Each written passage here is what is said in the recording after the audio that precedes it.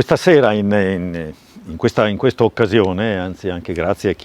a chi l'ha organizzata e la sensibilità ancora una volta dimostrata nei confronti di questo tema così importante della sostenibilità, io farò un piccolo percorso di una cinquantina d'anni, a partire dagli anni 70 fino alle date odierne, di come sulle nostre colline sia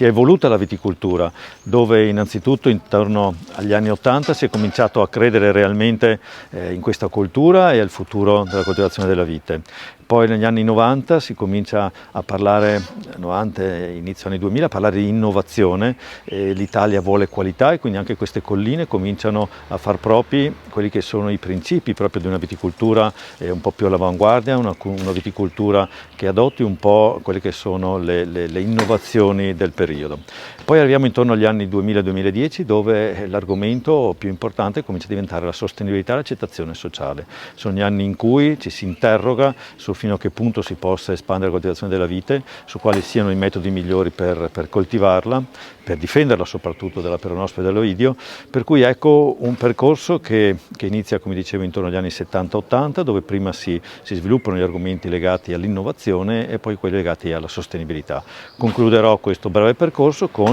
ciò che il consorzio del Conegliano Valdobbiadene sta facendo proprio sui temi della sostenibilità, partendo dalla sostenibilità ambientale, economica e poi anche dell'inclusione sociale.